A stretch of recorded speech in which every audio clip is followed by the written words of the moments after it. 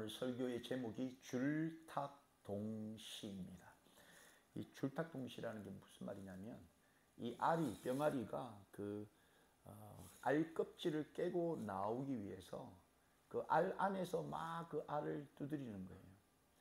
그 동시에 알 밖에 있는 어미닭이 그 새끼 병아리가 나올 수 있도록 그 새끼를 둘러싸고 있는 그 알 껍질을 두드리는 겁니다.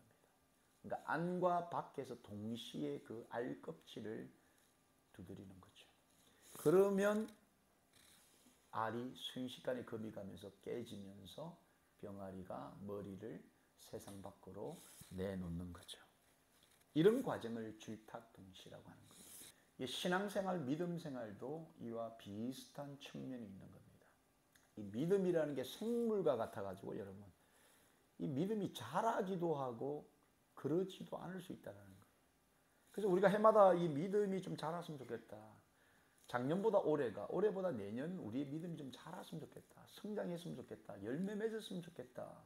이런 마음들이 우리가 다 있는데 시간과 또 우리의 열정, 열심과 외부의 자극이 어우러져서 시너지를 일으킬 때 종국에 우리 믿음이 성장하는 겁니다.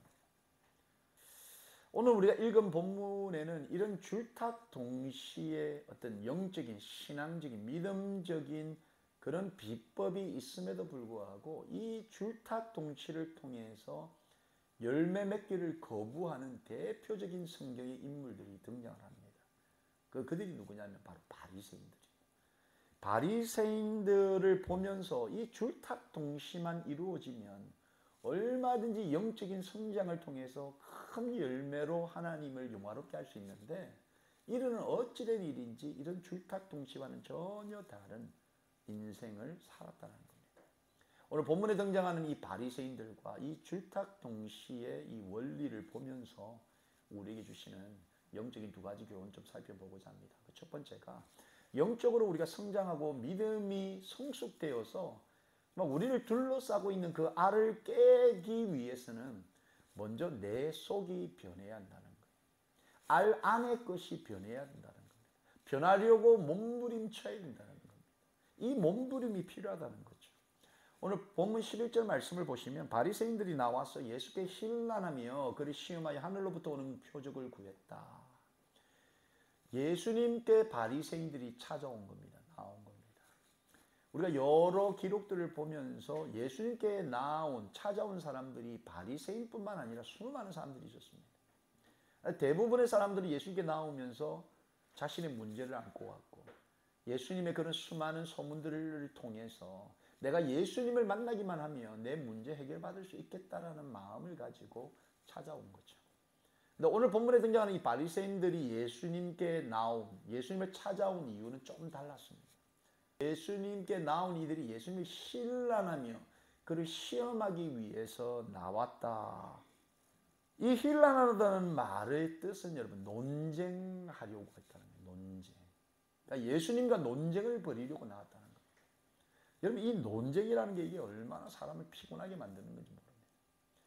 예수님은 불과 3년의 공생의 사역을 통해서 하나님의 나라를 보이시고 가르치시고 펼치시는 그 사역을 지배학적으로 행하셨는데 그 짧은 3년간의 사역 시간 동안 심심찮게 이 바리새인들은 예수님을 흥분시키고 경노시키고 또 예수님과 논쟁을 벌이기를 원했다라는 겁니다. 이게 얼마나 사람을 피곤하게 했겠습니까? 그런데 이들이 논쟁을 예수님과 하려고 했던 그 근거에는 어떤 생각이 그들 가운데 있었냐면 자신들이 당대의 하나님 앞에서 자신들보다 종교성이 더 뛰어난 사람은 존재하지 않는다라는 그런 우월의식들. 우리만이 하나님의 백성이요 선택받은 자녀들이라는 그런 자만감이 그들 가운데 있었습니다. 특별히 이들이 예수님께 하늘로부터 오는 표적을 구했다라고 하지 않습니까? 이 표적, 우리가 영어는 sign이라고 하는데 이 표적을 구했다. 이 표적의 원어가 세메온이라는 단어인데 이거는 신적인 권위를 보여보라는 거예요. 예수님한테 당신이 정말 하나님이냐? 하나님의 아들이냐? 당신의 그런 신적인 하나님적인 그런 권위를 우리한테 지금 당장 펼쳐보라는 거예요. 굉장한 도전인 거죠. 끝없는 논쟁을 통해 도전을 통해 예수님을 진흙탕 싸움으로 끌어내리려고 하는 거예요. 자, 이런 그들을 바라보시면서 예수님의 마음을 마가는 본문 2절에 이렇게 말하고 있습니다. 예수께서 마음속으로 깊이 탄식하며 이르시되 어찌하여 이 세대가 표적을 구하느냐. 예수님은 자신들의 그 의로움과 택함 받았다라는 그 생각에 사로잡혀서 지금 현존하는 그 하나님의 아들인 예수께 당신의 그 신적인 권위를 지금 펼쳐보라 라고 도전해 오는 그들을 보시면서 마음속 깊이 탄식하셨다는 거예요. 자신들은 하나님 앞에서 아주 의롭다, 거룩하다라고 이야기하면서 지금 하나님의 아들 되신 예수가 자신들의 눈앞에 있음에도 불구하고 그들은 끊임없이 예수님을 부정하며 예수님께 도전을 하고 있는 거죠. 그 모습을 보면서 예수님이 마음속 깊이 탄식하고 계신 거죠. 예수님이 느끼셨던 이 마음속 깊은 탄식을 사실 마태는 조금 더 풀어서 이야기를 하는데 마태복음 16장 2절 3절에 예수께서 대답하여 이르시되 너희가 저녁에 하늘이 붉으면 날이 좋겠다 하고 아침에 하늘이 붉고 흐리면 오늘은 날이 굳겠다 하나니 너희가 날씨는 분별할 줄 알면서 이 시대의 표적은 분별할 수 없느냐. 실제 당신 앞에 지금 와 있는 이 시대의 표적 대신 예수님을 분간하지 못하고 있다. 오늘날 이 땅을 살아가면서 여러분 우리가 이 땅을 살아가는 비결과 어떤 이 땅을 살아가는 지혜와 지식에 대해서 우리가 너무나 충만한 나머지 돈 벌어서 먹고 사는 일에는 지식도 있고 지혜도 있고 열심도 있음에도 불구하고 우리의 영적인 깨우침과 영적으로 우리의 믿음이 성장하여 열매 맺는 그 일에 대해서는 분별함이 없는 그런 인생을 보시면서 얼마나 마음속 깊이 탄식하고 계신지 모른다는 거죠. 이 바리새인들 세상 이치를 다 아는 것처럼 그래서 현존하시는 예수님을 상대로 하늘의 표적을 지금 운운하고 있는 거예요. 하늘의 표적을. 그들을 바라보시면서 예수님이 바로 시대의 표적은 분별할 수 없는 그런 무지한 사람들이라고 말씀하고 계시는 거죠. 끊임없이 그들은 예수님이 진짜 하늘로부터 오신 그런 권위를 가지고 계신 하나님의 아들인가 끊임없이 시험하고 논쟁하고 있었다는 거죠. 그 당대의 분위기를 여러분 고린도전서 1장 22절에 이렇게 말하고 있습니다. 유대인은 표적을 구하고 헬라인은 지혜를 찾는다. 끊임없이 외부에서 뭔가를 찾는다는 거예요. 자기 안에서 이미 와 계신 그 예수님을 삶의 주인으로 받아들이고 인정할 마음은 없는데 끊임없이 외부에서 표적을 구하고 지혜와 지식을 밖에서 찾고 있다는 거죠. 자신을 변화시키려는 그 어떠한 노력, 열정, 바램도 없으면서 그들은 받아들이지도 않을 표적을 구하는 겁니다. 받아들이지도 않을 그 표적을 구하고 있는 거죠. 받아들이지도 않을 표적을 구하는 그들에게 예수님이 본문 12절 13절에 뭐라고 이야기하느냐면 예수께서 마음속으로 깊이 탄식하며 이르시되 어찌하여 이 세대가 표적을 구하느냐 내가 진실로 너희에게 이르노니 이 세대에 표적을 주지 않겠다라는 거예요. 왜? 받아들이지도 않을 표적을 구하고 그 표적이 있으면 마치 받아들일 것처럼 이야기하고 있으나 실상 그들의 마음은 예수님을 받아들일 생각 자체가 없는 거예요.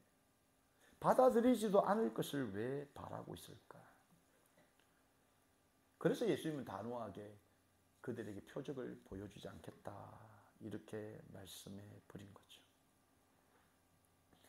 여러분 우리의 믿음과 우리의 신앙은 우리가 받아들일 생각이 없으면 여러분 잘할 생각이 없으면 결코 잘할 수가 없습니다. 우리가 학교를 나가서 공부할 생각이 없고 애당초 선생님의 가르침을 받을 생각이 없으면 우리가 매번 수업에 참가는 하지만 그 수업의 목표에 우리는 이룰 수가 없는 것과 똑같죠.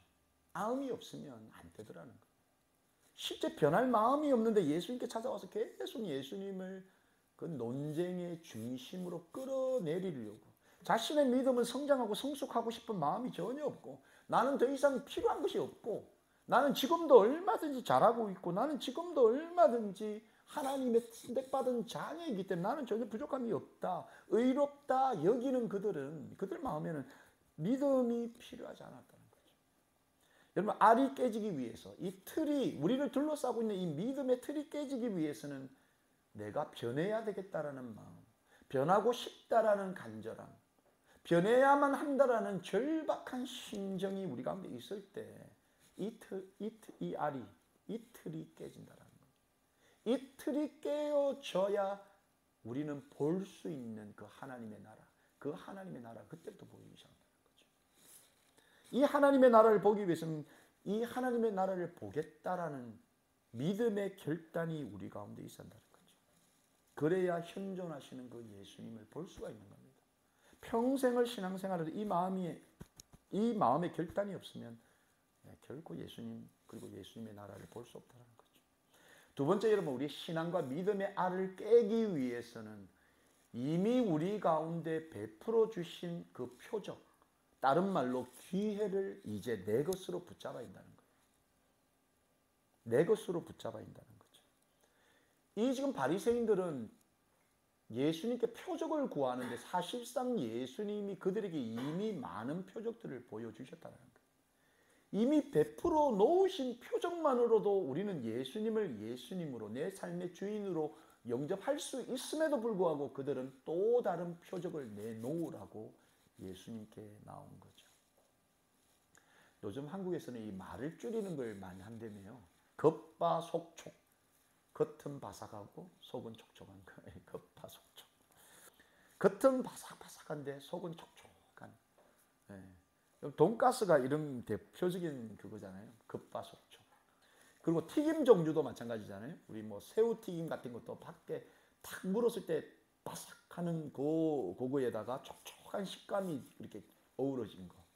사람도 여러분 겉바속촉 같은 사람이 있는 것 같아요.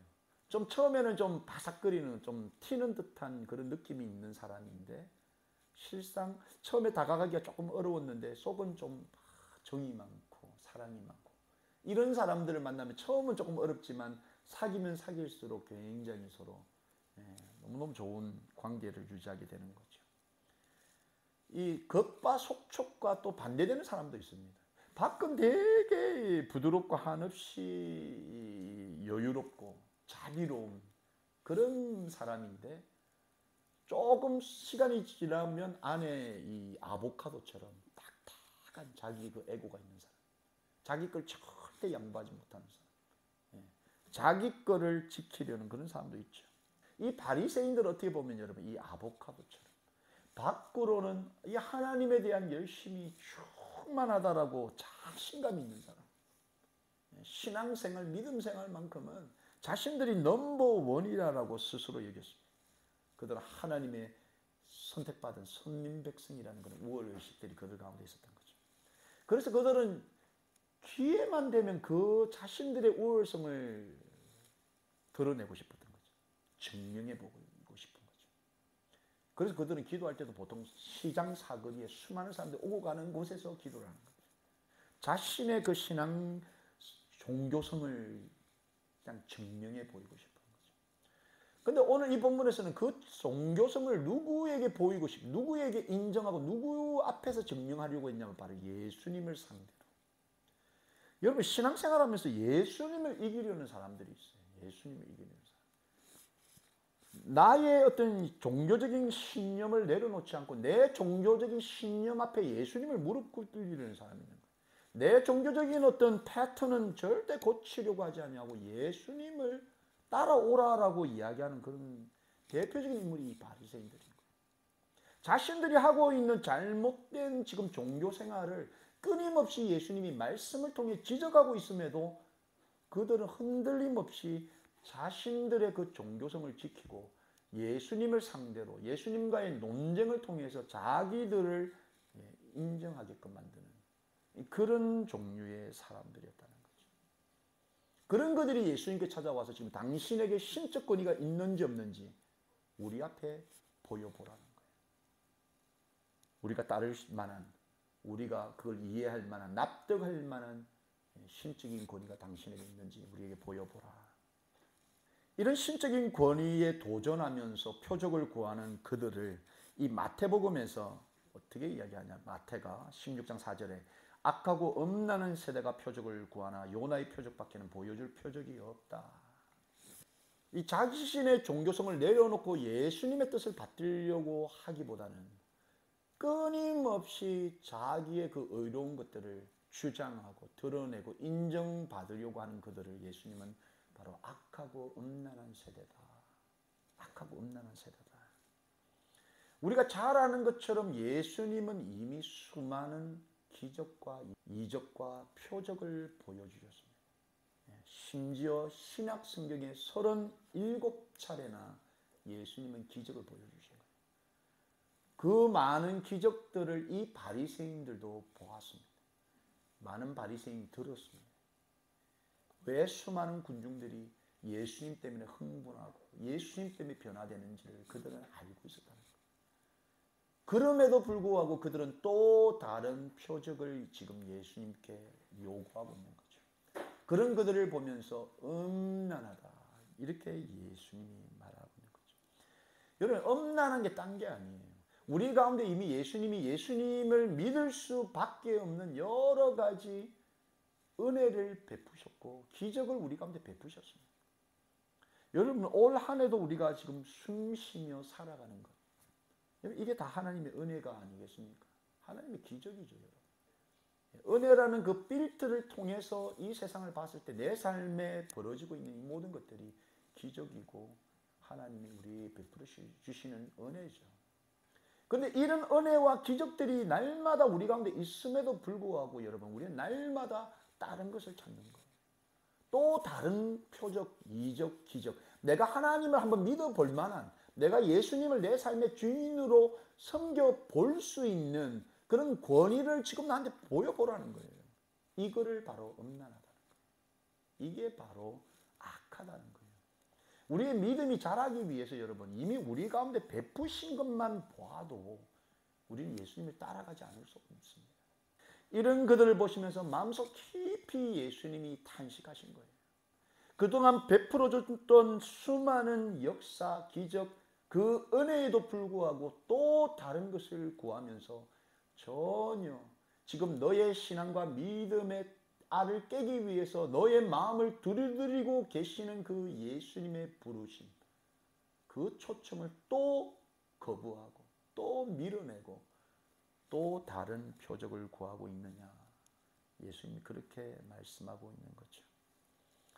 그 표적을 구하는 그들에게 예수님께서 한 가지 표적을 말씀하시면서 그 표적을 내 대답으로 가름하겠다 말씀하시는데, 그 표적이 뭐냐면 바로 요나의 표적. 그 요나의 표적 외에는 내가 더 이상 너희들에게 보여줄 것이 없다.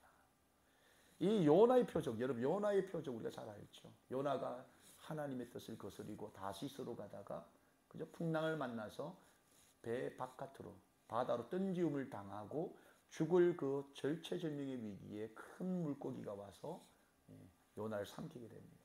그 뱃속에서 요나가 사흘간 있다가 육지에 토해내는 그런 일을 경험했죠. 바로 예수님께서 이 요나의 표적을 말씀하시면서 이 땅에 인간을 위해, 사람을 위해 죽으시고 사흘 만에 부활할 바로 하나님의 아들 되신 당신을 이미 요나의 표적을 통해서 나의 그 죽음과 희생, 사랑을 대신하겠다는 겁니다. 수많은 은혜를 베풀어 줬지만 그 중에 예수님이 우리를 위해 죽고 부활하신 그 은혜가 있음을 그들에게 이야기하는 겁니다. 이후에 여러분, 사도 바울이나 베드로의 설교의 중심 내용이 바로 너희가 십자가에 매단 그분이 바로 그리스도, 바로 메시아다. 이게 바로 메시지의 핵심입니다.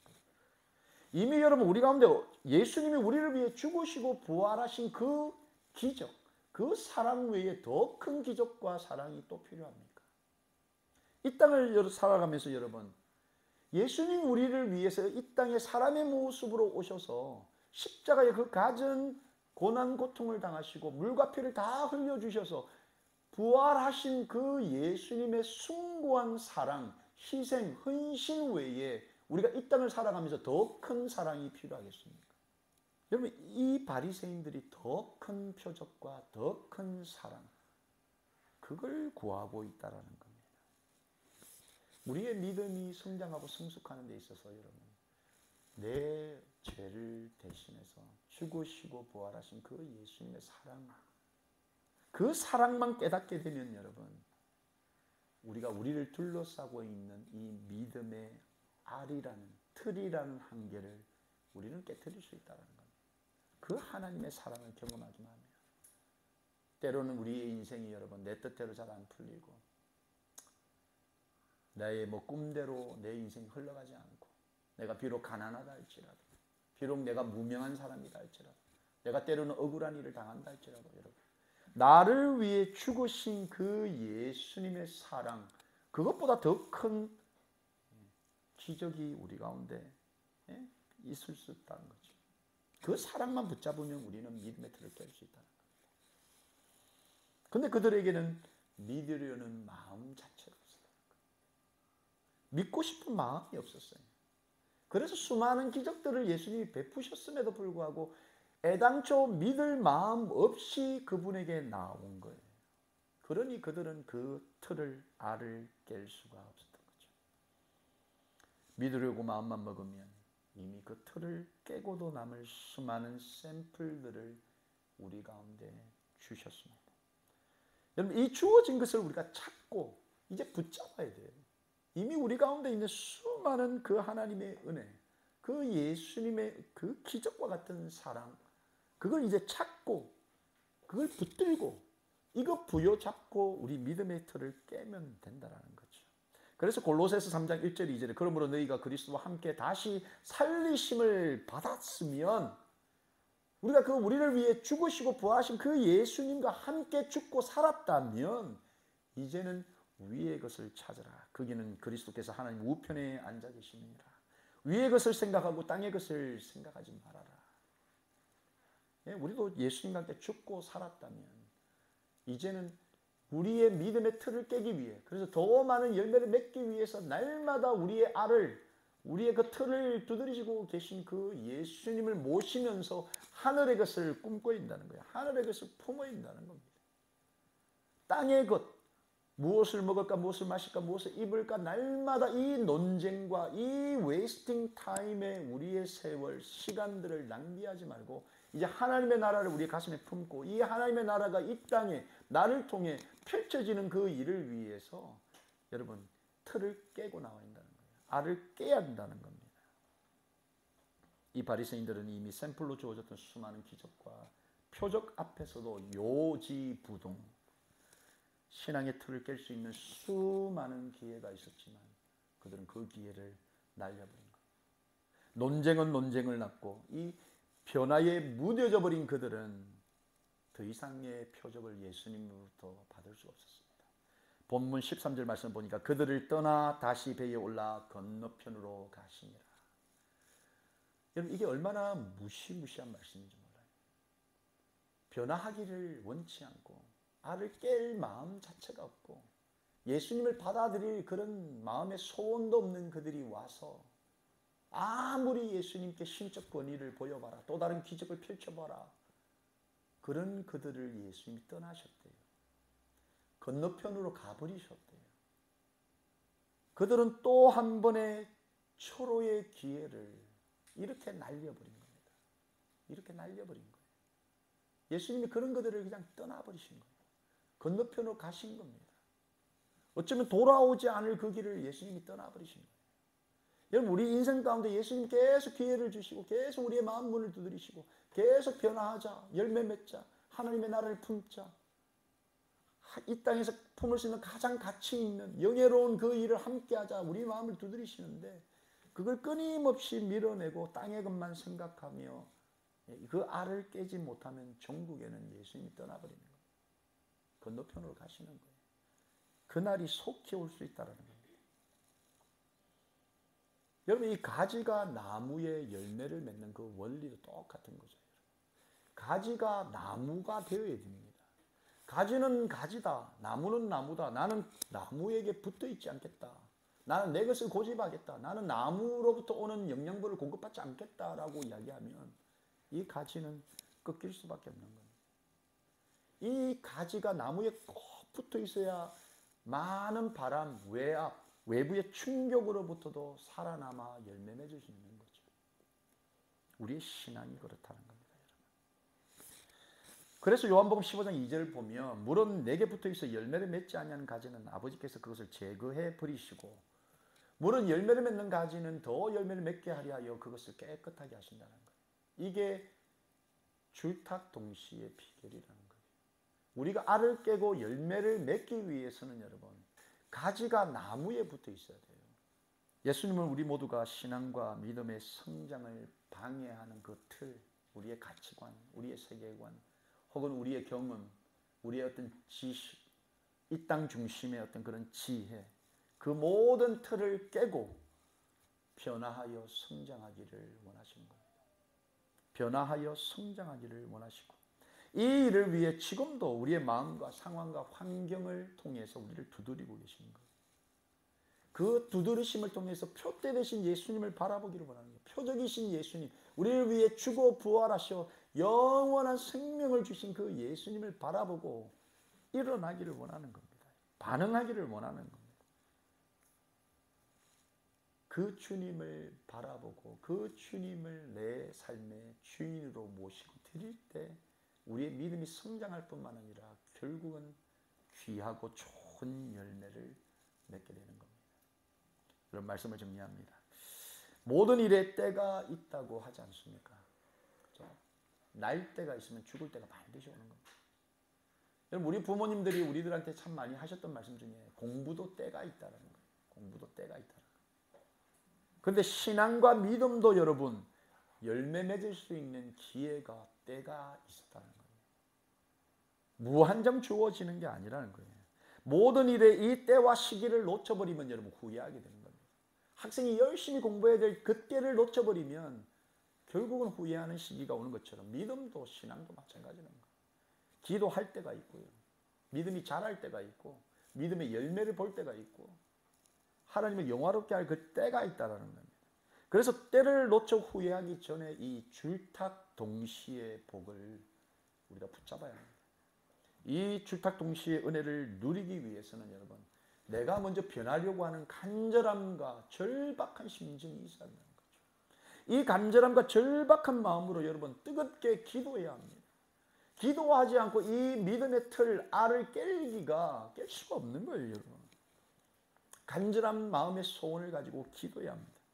그리고 이미 말씀을 통해 또 우리의 인생 가운데 하나님께서 베풀어 주신 그 수많은 기적들과 은혜, 특별히 그 가운데 우리를 위해 이 땅에 오시고 십자가에 죽어 부활하신 그 예수님의 사랑을 부여잡을 때 우리의 믿음은 꽃을 피고 열매를 맺게 된다는 거죠. 안과 밖이 동시에 여러분 뜨겁게 반응할 때 그때 비로소 우리의 삶 속에 죽고 다시 사는 기적, 세상 사람으로 죽고 하나님의 자녀로 거듭나는 그런 기적, 그 기적이 우리 가운데 일어날 줄로 믿습니다. 여러분 이런 귀한 복을 누리시는 저와 여러분이 되기를 예수님의 이름으로 축원합니다.